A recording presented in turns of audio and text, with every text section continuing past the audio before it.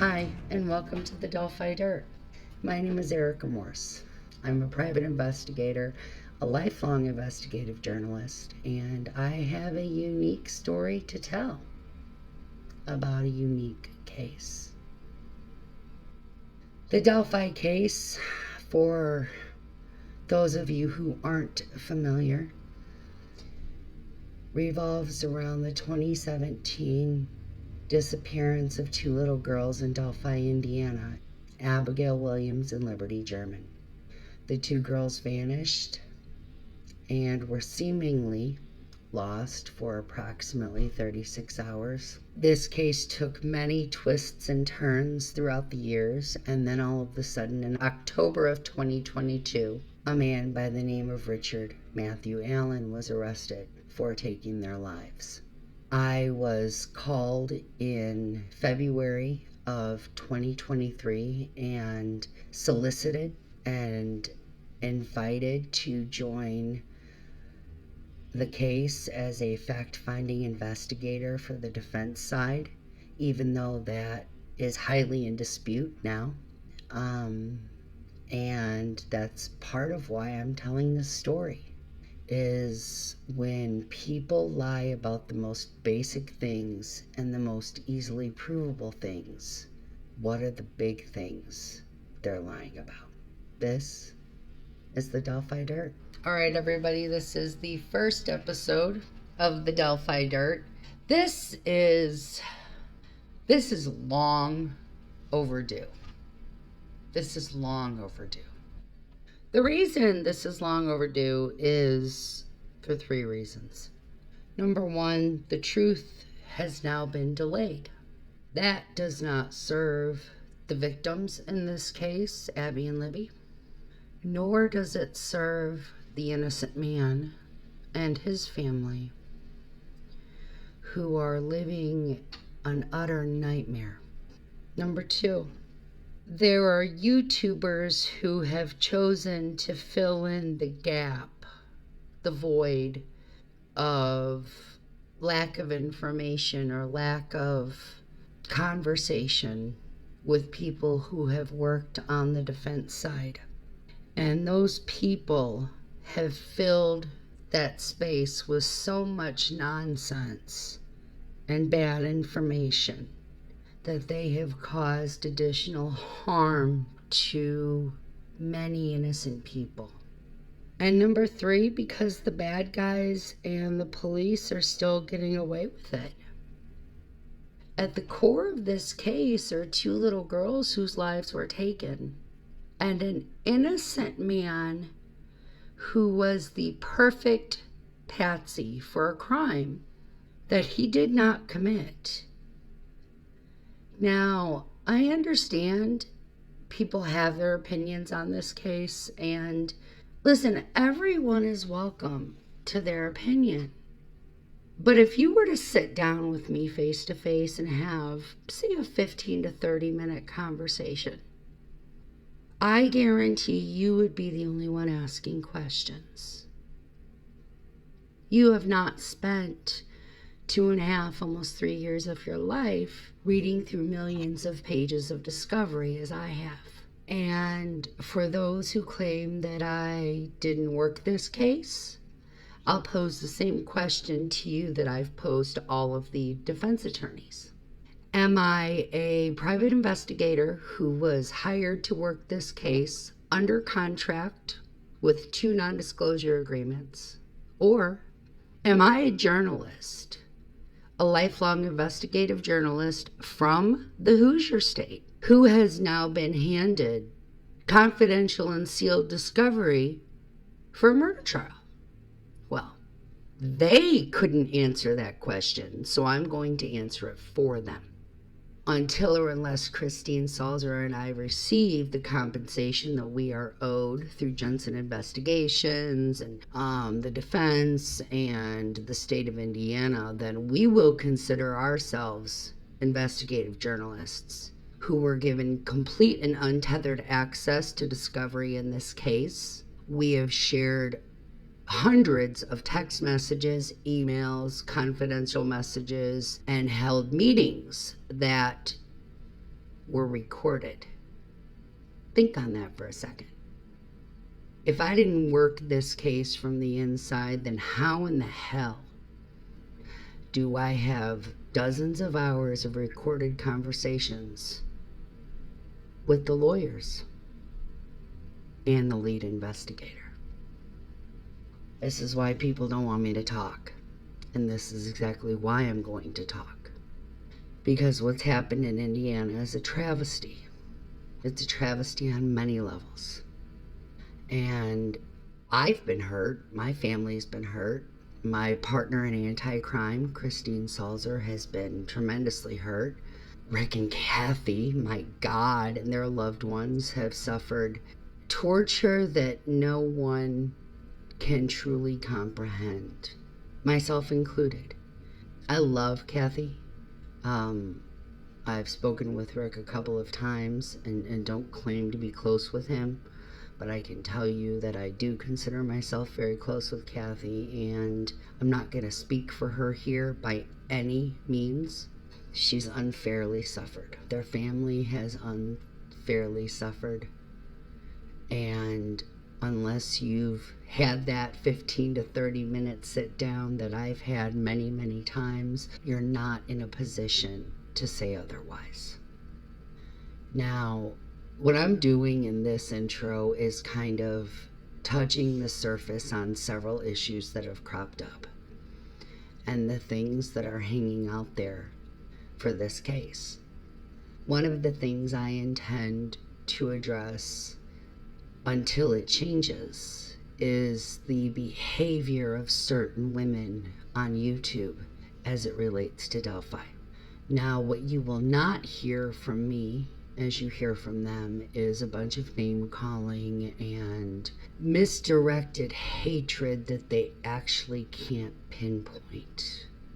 You know, people can sit on a YouTube channel for 4 or 5 hours and call people names. They can talk about their appearances, they can talk about their weight, they can talk about their jewelry or their looks or their makeup or their hair, but that's not substance, okay? And unless you can point to something that you're accusing another individual of doing wrong, then all you're doing is acting like a 5th grader on the playground. I've got y'all's number. And that's probably why you have a big problem with me, some of you tertiary female YouTubers, because I know who's driving it and I know why. And the reason that these 2 women who call themselves producers are driving this anti-Erica and Christine campaign, this hate us campaign, it all started with a text message on April 10th of 2024. And a response that I gave, by the way, while I was in the hospital, half conscious, asking if these women had signed an NDA. And the moment these women realized that Christine and I were going to maintain the integrity of that data, of that discovery, and that we were unwilling to join a Discord group and pass confidential and sealed discovery back and forth, is the day we became their enemies.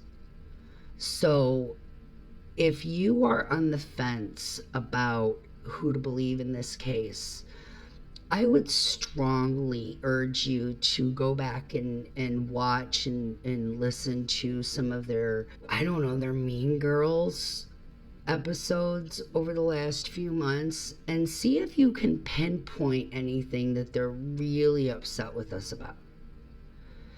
Now they claim that, we weren't investigators or we didn't do our jobs thoroughly. I'm not even going to get right now into this back and forth. I'm not sure how we can be blamed if we didn't work on the defense team. Did we have access to the info? Did we not? Are we frauds? Are we legit? Why don't y'all make up your minds and get back to me, because I know the truth. It's not my fault you don't know the truth. And I'm not talking to the listeners here. I'm talking to these women who can't decide from Monday to Tuesday to Wednesday why they think they hate us. And why they hate us is because we refused to leak. That's why you need experienced veteran advocates and PIs operating on a case like this. Because Christine Sulzer and I know these rules inside and out, and we know what happens when they're broken. And chaos like this, let me tell you something. If people think that what's happening by these women is helping Rick Allen, then man, I don't know what to tell you, because it's not. I know a lot of people aren't thrilled about murder sheets and some of the things they've done, but I'm telling you right now, they have more integrity than these mean girls. They have more actual information and research than these mean girls. And unlike any of them, murder sheets did step up and offer me support when I was falsely arrested for knowing that Rick Allen is innocent. That's all I can say. You might be hating the wrong people in all of this. Or maybe it's just entertainment to you. It's not to me. Kathy Allen is my friend. Christine Sulzer is my friend. I thought I was working with a group of people that I could trust to help save an innocent man from prison. And it turns out I was working with people who were not very ethical and professional. They messed up big time, guys. And I'm allowed to say that because ineffective counsel isn't something that's being addressed right now. And I have that in writing. So I'm going to do everything I can to abide by the non-disclosure agreements in perpetuity, even though, quite frankly, 2 lawyers have looked at them and said I could, use them as toilet paper if I'd like. Because when you don't compensate investigators, you don't get to then hold them to NDAs. But as has been pointed out to me by Rick's appellate counsel, Rick is the client here. And he would still have the right to sue me if I violate something that could be used in an appeal. And by no means do I want to do anything that would hurt Rick. So that's where I draw the line. If I think something is going to negatively or adversely impact Rick's appeal, then I'm going to stay away from it. And I would love to be able to answer those questions maybe later down the line. This is a brand new podcast that will only evolve because I'm not going away. I am a Hoosier native. I have been an investigative journalist in Northwest Indiana since about the age of 15 or 16. And I knew way back then that the police were corrupt. I knew way back then that the police were dealing drugs and that they were trafficking individuals and that they were exploiting minors. None of this is a shock to me. So when Chris and I were approached on, or when I was approached on this case, and then I said I won't work this case unless Chris is involved, when the majority of people started reading Discovery, I think they were shocked. When Chris and I started reading Discovery, we were validated.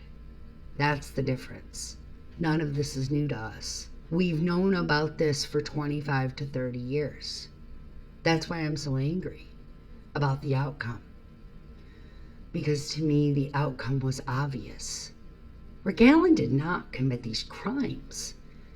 If anyone thinks that he suddenly snapped one day and decided with zero background, zero criminal history, zero profile, zero anything that would indicate he would hurt 2 little girls, listen, I don't want to insult anyone here because the feelings that everyone has about this case are valid, okay? If you're angry and you think that Rick Allen did this, you have every right to be angry about lives taken. I get that. I share your anger. That's the thing. I share your anger. That's why I appeared on court TV several times prior to any arrest to advocate for the killer to be arrested. I just never expected 4 months after an arrest to get a call saying, Erica, I want you on Delphi. The defense wants you on Delphi. I don't care who gets mad by my saying that. There will be an episode here very shortly this week that shares all of the communications proving that Chris and I were legitimately hired and contracted for this case, because I'm done with the gossip. Y'all don't realize how intolerant I am of that behavior. All of you women out there, and this Mr. Obvious, whoever you are, you don't realize how immature and unprofessional you are. See, this to me isn't a game. It's not an entertainment. It's not a sitcom. I went to college for journalism. I ran my high school paper. I ran my college paper at Purdue. I have worked in news departments on some form or fashion, or in some form or fashion, for over 35 years. So there is no comparing me to you. Okay, there's no comparing you to me. What you do is elementary, what I do is professional. And I think that's probably where some of the angst comes in, if everybody's being honest. But I don't intend to spend a lot of time talking about them unless it's to prevent them from doing further damage. Because, like, I saw one of the defense lawyers was on one of their channels the other day, and that just made me sick. Like, but then again, I know things, you know. I know why that person may be making some bad choices right now. And he knows I know it. So, you know, if you want to hang out with the cool kids because you're afraid of your secrets being spilled, that's fine. Just understand I have the right to spill those. And if somebody else wants to go out and give an interview to a local newspaper, maybe say in Carroll County, and blatantly lie about our role in this case, mine and Christine's, then I might caution some advice to that individual. Number one, you didn't join the team until much later. Ergo, you weren't privy to our contracts and our agreements. So please don't speak for me. That headline, you don't speak for us, trust me, you don't speak for us either. And another piece of advice I would give you is not to stab your own clients in the back while you represent them, because that will come with consequences. More on that in a future episode. I told you this was going to be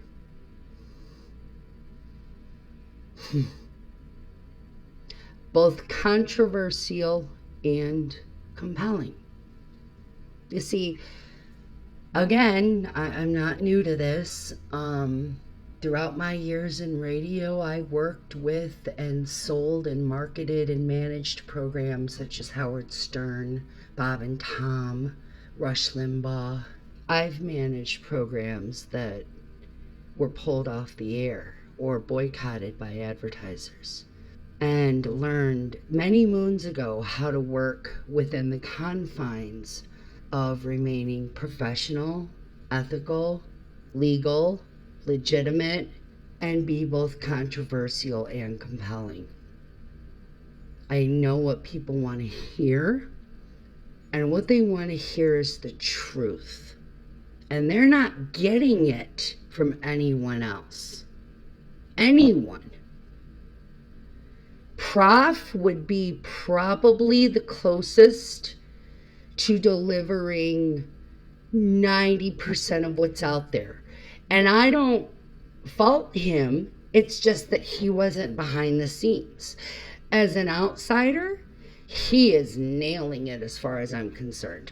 Now, there was another legal program that was doing a really good job until they decided to join the Cool Kids Club and not be truthful about some stuff. And so, certain folks have taken a back seat in terms of my respect. They don't have the respect that they had from me 6 or 8 or 9 months ago. That's on them. When you omit things in a podcast and I catch it, okay. When you have conversations with people and then go on the air and say otherwise, okay.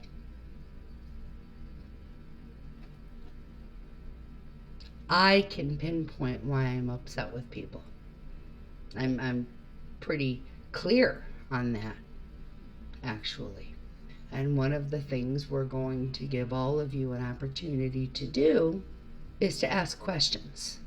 And as long as those questions are relevant to this case, not some stinking rumor about what you heard somewhere about something or someone. We're not doing that. You can go to the Mean Girls channels for that nonsense. But if you have a legitimate question about this case and the answer isn't under seal or affecting the appeal, I'll answer it. If you have a question about the dynamics of something that happened behind the scenes, is this true? Did this person really XYZ? If I can answer it, I will. Absolutely.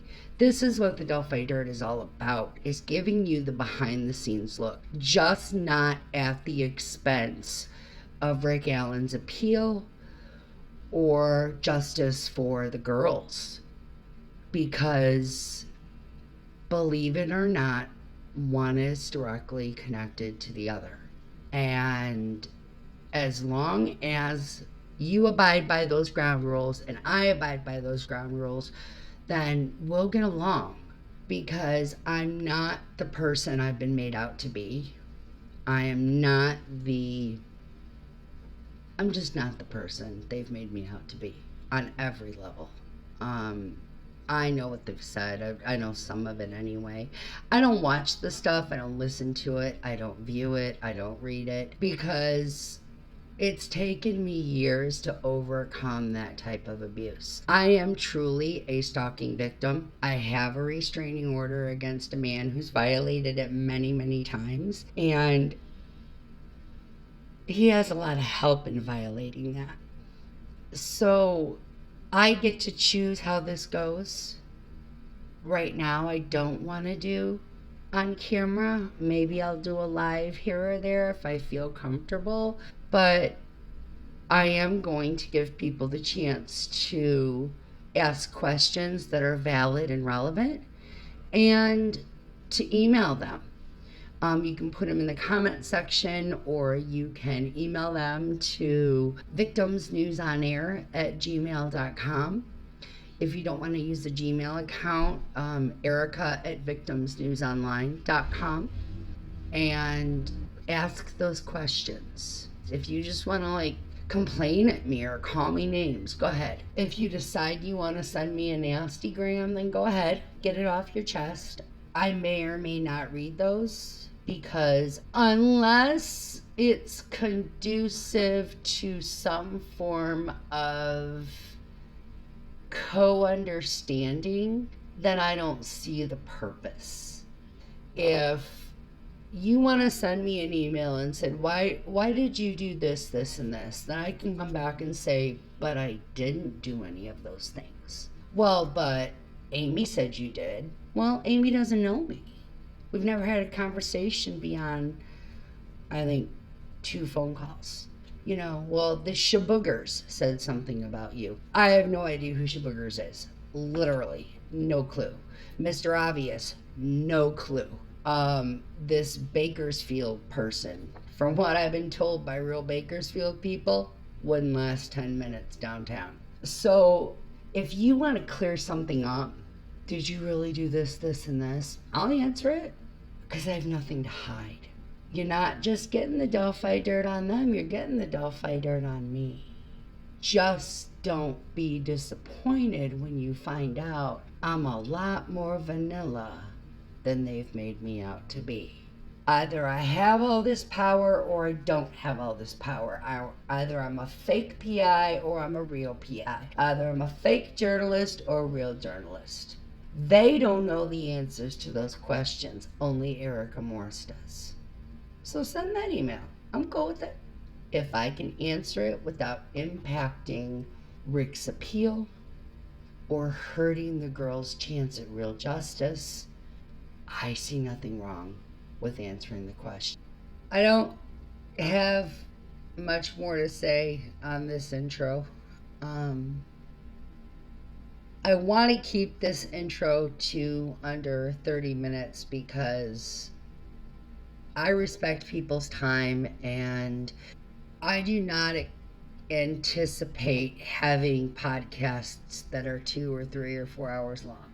That's just not in my nature. That's not in my training. I think it goes way too long, and I think that it allows for people to get off topic and bored and to grasp at straws sometimes. So unless there is a very focused subject that we are working on or talking about in a particular episode, I don't anticipate going longer than maybe 30 to 90 minutes. If you want to drop a line, you can do so in the comments section, or you can email me, victimsnewsonair@gmail.com, or erica@victimsnewsonline.com, ERICA. That's all for now. Thank you for giving this a listen. Thank you for considering that there may be another side to this chaotic story and another perspective. That's because there is. You'll be hearing a lot here that you won't hear anywhere else because no one else has lived this case like I have. Thanks for listening. Have a good one.